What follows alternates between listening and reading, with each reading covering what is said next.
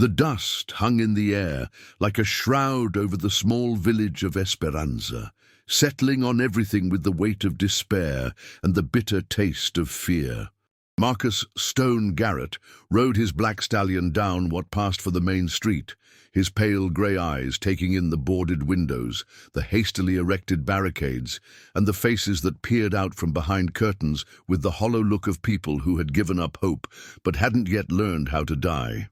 It was late afternoon in the New Mexico territory, the sun hanging low and angry in a sky the color of old blood. Marcus had been riding for 3 days without rest, following rumors of work and the kind of trouble that paid well for a man with his particular skills. He was a gunfighter by trade and reputation, though he preferred to think of himself as someone who solved problems that couldn't be handled with words or good intentions. The village was small, maybe 50 souls counting the children, built around a central plaza where a cracked fountain stood dry and forgotten. Adobe houses lined dusty streets that had never known the luxury of names, their walls scarred by bullet holes that spoke of recent violence. This was a place where hope came to die, where decent people tried to scratch out lives from soil that gave grudgingly and a world that took without mercy. Marcus reined in his horse near what appeared to be the cantina, though its windows were boarded and its door barred from the inside. The silence was oppressive, broken only by the creak of his saddle leather and the distant sound of wind through broken shutters. It was the kind of quiet that came before storms or after massacres, pregnant with the promise of violence. A door opened behind him, just a crack, and Marcus turned slowly in his saddle. An old man emerged, his weathered face mapped with lines that spoke of decades spent under the desert sun. He wore the simple clothes of a farmer, but there was something in his bearing that suggested he had been more once, before age and circumstance reduced him to whatever brought him to this forgotten place. "Senor," the old man said in accented English, his voice carefully neutral, "you should not be here. This place, it is not safe for strangers." Marcus touched the brim of his hat politely, a gesture that was automatic after years of dealing with frightened people in desperate places. "Don't seem particularly safe for anybody, from what I can see. Name's Marcus Garrett. I heard there might be work here." The old man's eyes sharpened, studying Marcus with the intensity of someone who had learned to read danger in the set of a man's shoulders and the way he wore his guns. "What kind of work, senor?" "The kind that needs doing when the law's too far away and good people are running out of options." Marcus kept his voice steady, matter of fact. "I heard tell there's been some trouble with outlaws hereabouts." The old man was quiet for a long moment, weighing words and possibilities with the care of someone who had made too many wrong choices and couldn't afford another. Finally, he stepped fully into the street, closing the door behind him with deliberate finality. "I am Miguel Santana," he said. "I was alcalde here once, before the troubles came. Now I am just an old man who wishes he had died before he saw his people suffer like this." Marcus dismounted, his movements fluid and economical. Up close, he could see the details that distance had hidden. The way Miguel's hands trembled slightly, the hollow look in his eyes that spoke of sleep lost to fear, the careful way he positioned himself to keep the boarded buildings at his back. "Tell me about the troubles," Marcus said. Miguel glanced around nervously, as if speaking the words aloud might summon the very devils they described. "Cazadores de muerte," he whispered. "Death hunters. Led by a man called El Diablo Negro. They came 6 months ago, maybe 20 riders, and they made this place their own." The name sent a chill down Marcus's spine despite the heat. He had heard of El Diablo Negro, a half-breed killer who had carved a trail of blood across 3 territories. The man was said to be utterly without mercy, collecting scalps and torture as other men collected coins. "What do they want?" Marcus asked, though he suspected he already knew the answer. "Everything," Miguel said simply.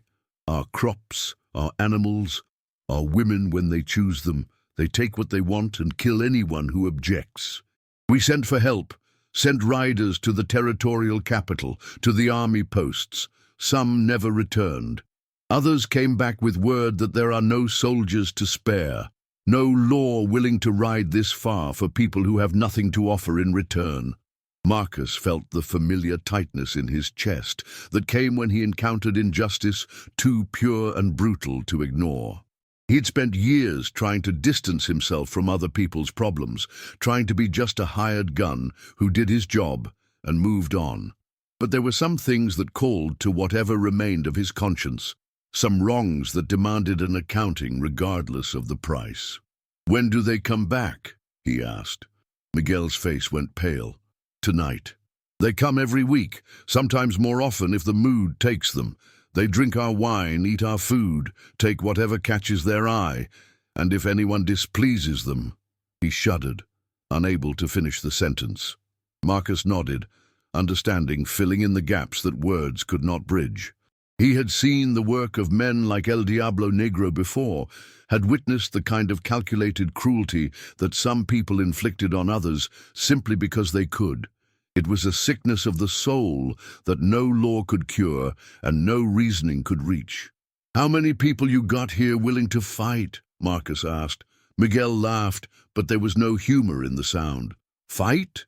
Senor, we are farmers and shopkeepers, old men and women and children. We have a few hunting rifles, some pistols that have not been fired in years. These outlaws, they are killers, professional fighters. What could we possibly do against them?" "More than you think if you're willing to try."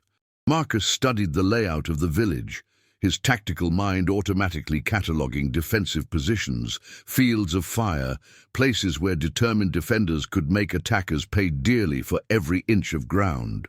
"How many of them usually come?" 8 or 10. El Diablo Negro, he keeps most of his men in the mountains, but he sends enough to keep us obedient. The word came out like a curse, heavy with shame and helpless rage. Marcus felt something cold and purposeful settle in his chest. 8 or 10 men against a village full of people too frightened to resist. It was exactly the kind of odds that bullies and cowards preferred. The kind of situation that could be changed dramatically with the right application of skill and determination. "I'll need to see your weapons," Marcus said, "and I'll need to talk to every man in this village who's willing to listen. We don't have much time." Miguel stared at him as if he had declared his intention to lasso the moon. "You cannot be serious. You are one man against El Diablo Negro's killers. It would be suicide." "Maybe," Marcus agreed. "But dying on your feet beats living on your knees, and I've got a feeling your people are tired of crawling." For the next 3 hours, Marcus worked with an intensity that bordered on desperation. He went door to door with Miguel, talking to men who had almost forgotten what it meant to hope, showing them how to turn farm tools into weapons and furniture into barricades. He found 12 men willing to stand and fight, ranging in age from 16 to 60, united only by their exhaustion with fear and their willingness to die for something better than mere survival. They had 4 rifles, 6 pistols of various vintages, and a collection of knives, machetes, and improvised weapons that would have been laughable under different circumstances. But Marcus had learned long ago that weapons were only tools. What mattered was the will to use them and the wisdom to use them well. "Listen to me," Marcus told the assembled men as the sun began its final descent toward the western mountains. "These outlaws think they own this place because nobody's ever made them pay a price for taking it.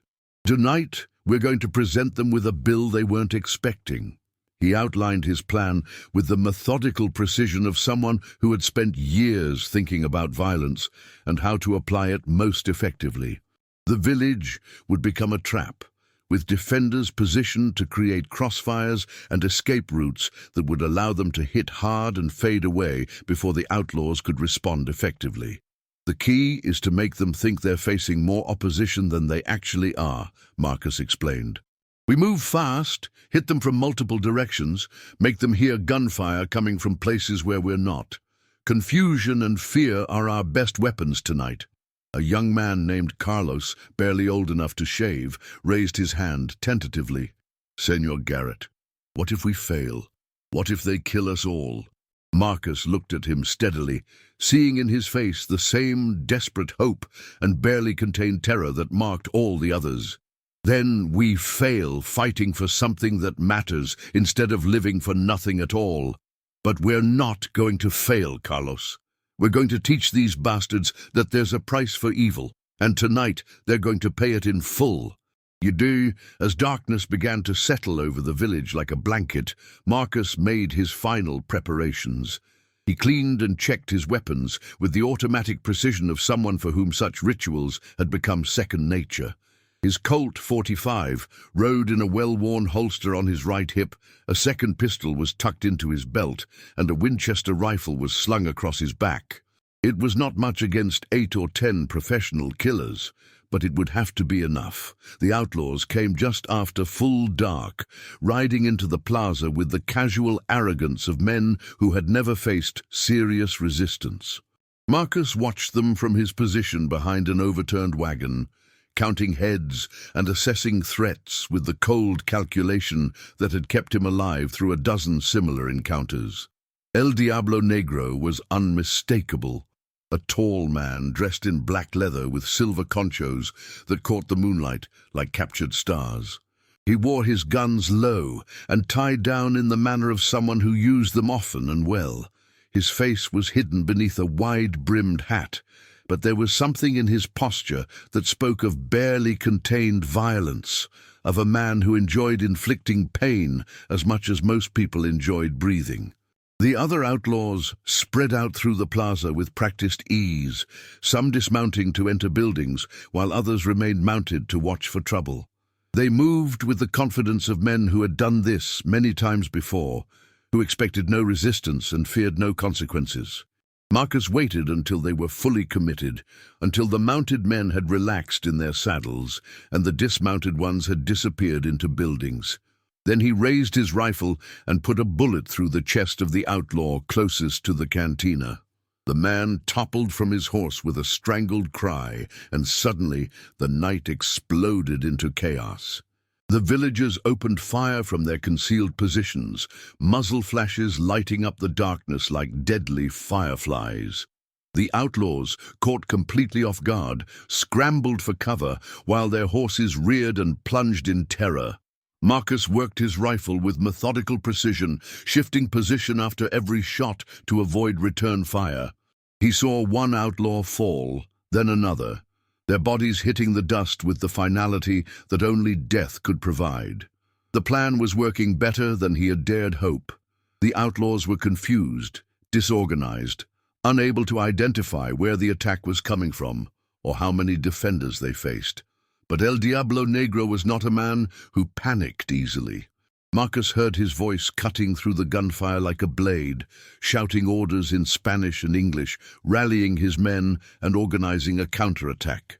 Within minutes, the outlaws had regrouped behind the fountain in the center of the plaza, using its stone bulk as cover while they tried to identify their attackers. "You're all dead." El Diablo Negro's voice echoed off the adobe walls, carrying clearly despite the ongoing gunfire. "Every last one of you cowards hiding in the shadows, I'll skin you alive and leave your bodies for the buzzards." Marcus smiled grimly as he reloaded his rifle.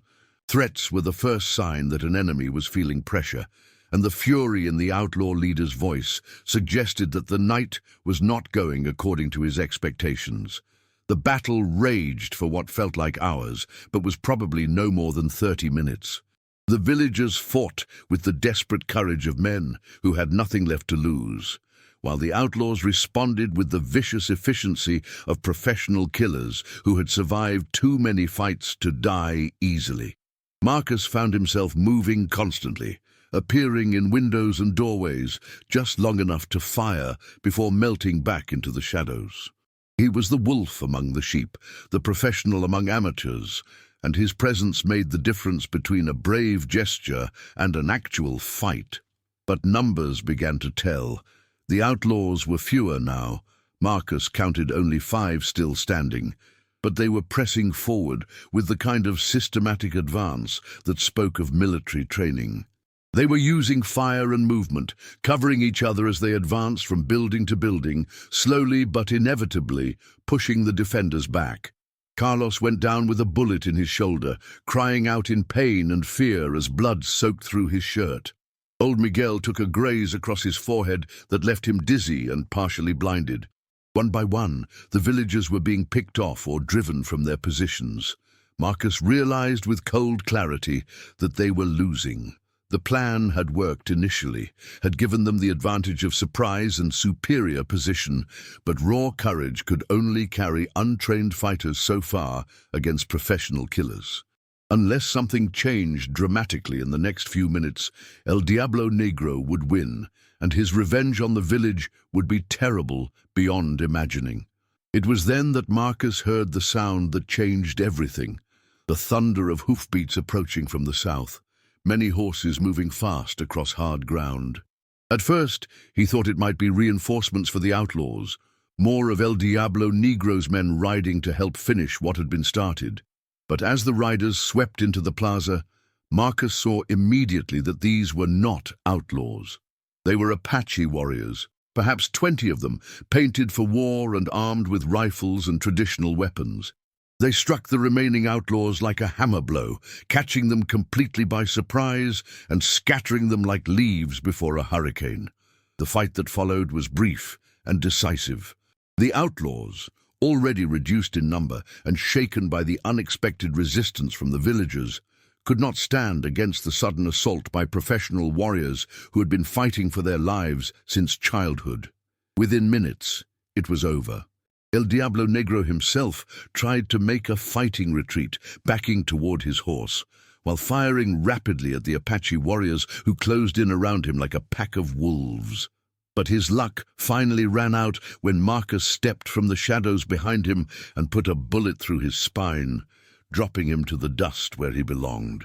As the gun smoke cleared and the last echoes of gunfire faded into the night, Marcus found himself face to face with the Apache war leader, a man of perhaps 40 years, with the scarred face and steady eyes of someone who had seen too much war but had never learned to back down from a fight. "I am Running Wolf," the Apache said in careful English. "We have been watching this place, waiting to see if the people here would find the courage to fight for themselves." Marcus nodded, understanding beginning to dawn. "You've been waiting for tonight." "For 6 months," Running Wolf confirmed.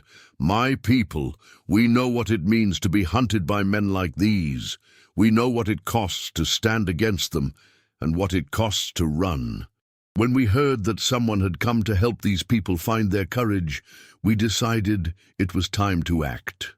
The Apache warriors began the grim work of checking bodies and securing the plaza, moving with the efficient competence of men who had done such work many times before. Marcus watched them with professional appreciation, recognizing in their movements the same deadly grace that had made their people legendary fighters. "Why?" Marcus asked. "These aren't your people. This isn't your fight." Running Wolf studied him for a long moment, his dark eyes reflecting depths that Marcus could not fathom. "You stood with them when no one else would. You showed them how to fight when they had forgotten. A man who will do such things, such a man, understands honor." As dawn broke over the village of Esperanza, painting the adobe walls in shades of gold and rose, something extraordinary happened. The Apache warriors, who had every historical reason to distrust white men and Mexican settlers alike, began a ceremony that Marcus did not understand, but felt in his bones. One by one they approached him where he stood in the center of the plaza, each warrior drawing his knife and laying it at Marcus's feet. Running Wolf came last, carrying an ancient war lance decorated with eagle feathers and beadwork that caught the morning light like captured fire. "In the old days," Running Wolf said, his voice carrying clearly in the morning stillness, "when a warrior proved himself worthy of respect, other warriors would offer their weapons as a sign of brotherhood. We offer you this honor now, not because you are Apache, but because you have shown the heart of a true warrior." Marcus felt something shift inside his chest. Some wall he had built around his heart cracking under the weight of unexpected recognition. He had spent years as a hired gun, selling his skills to the highest bidder and trying to convince himself that nothing mattered beyond the next job and the next payday.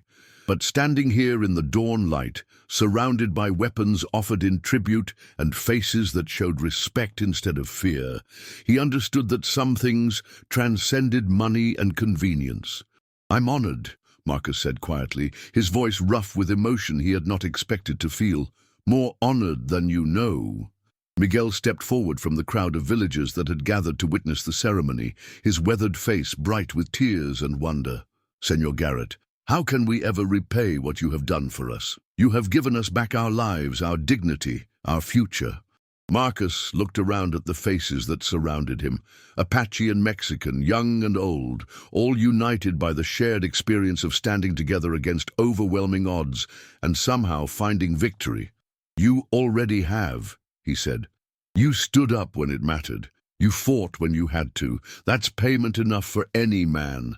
Running Wolf picked up his lance and handed it to Marcus with formal ceremony. "This belonged to my grandfather and his grandfather before him. It has tasted the blood of enemies and defended the innocent for more generations than we count. It is yours now, a sign that you carry the respect of the Apache people wherever you may ride." Marcus accepted the lance with hands that trembled slightly, understanding the magnitude of what was being offered. This was not just a weapon, but a legacy, a connection to traditions and honor codes that stretched back to the very beginning of memory. "There is one more thing," Running Wolf continued. "My warriors and we have discussed this through the night. We would be honored to ride with you, to follow where you lead. You have shown us a new way to fight for what is right, a way that brings different peoples together instead of driving them apart." The offer hung in the air like smoke from a sacred fire, carrying implications that would reshape the rest of Marcus's life. To accept would mean taking on responsibilities he had never imagined, becoming a leader instead of a lone wolf, carrying the hopes and dreams of people who had chosen to trust him with their lives. Marcus looked at the weapons lying at his feet, at the faces that watched him with hope and expectation, at the village that had been transformed overnight from a place of despair into something that might become a symbol of what was possible when people refused to surrender to evil. "I accept," he said simply, the words coming from some deep place in his heart that had been waiting years to speak them. "But we do this together, as equals. Apache and Mexican, gunfighter and farmer, all of us bound by the same code. We protect those who can't protect themselves. We stand against injustice wherever we find it, and we never, ever back down from a fight that needs fighting." "Ah!" The response was a cheer that echoed off the adobe walls and seemed to shake the very foundations of the earth. Apache war cries mixed with Mexican shouts of joy, creating a sound that spoke of unity forged in battle and brotherhood earned through shared sacrifice. As the sun climbed higher into the desert sky, Marcus began to understand what he had stumbled into. This was not just the end of one fight, but the beginning of something much larger.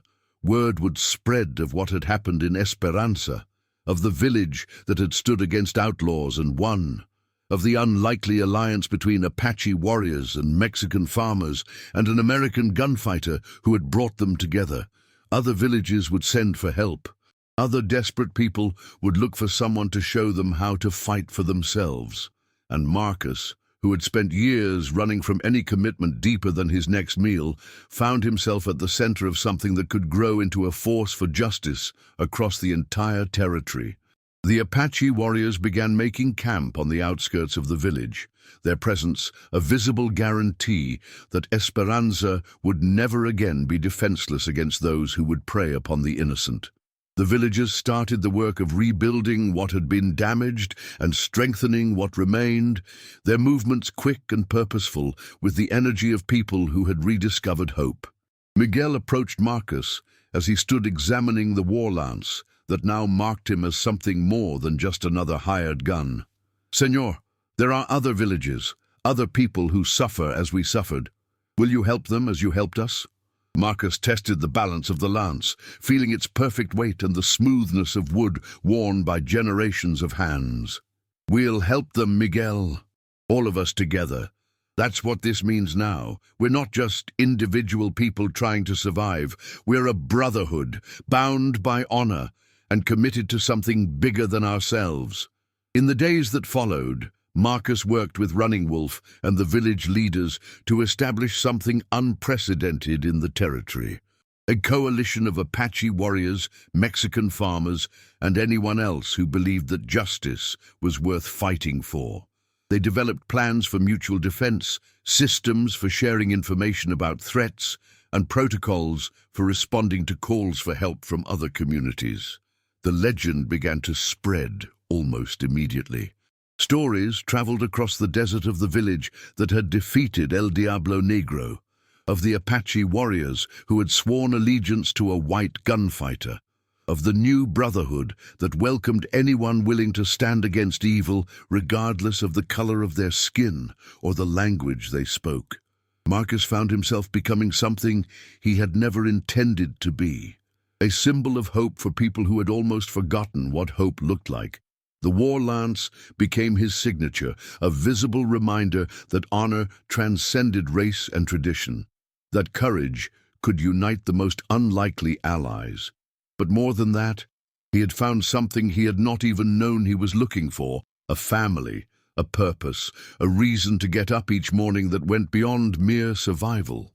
The Apache warriors who had sworn their weapons to him became his brothers in the truest sense, while the villagers of Esperanza became his responsibility and his inspiration. As Marcus stood on the plaza of Esperanza 1 month later, watching Apache children play with Mexican children while their parents worked together to build a stronger community, he understood that the most important victories were not won with guns, but with the courage to believe that people could be better than their fears and prejudices. The lance that Running Wolf had given him leaned against the wall of what had become his headquarters, its eagle feathers stirring in the desert breeze. It was a symbol of honor earned and trust given, a reminder that some bonds were stronger than blood and some causes were worth any sacrifice. The territory was changing, one village at a time, one alliance at a time, one moment of courage at a time, and at the center of it all was a man who had learned that true strength came not from standing alone, but from standing with others, not from taking what you wanted, but from protecting what mattered. Marcus Stone Garrett had ridden into Esperanza as a hired gun looking for work. He had become something much more. A leader, a symbol, and a bridge between worlds that had been enemies for too long.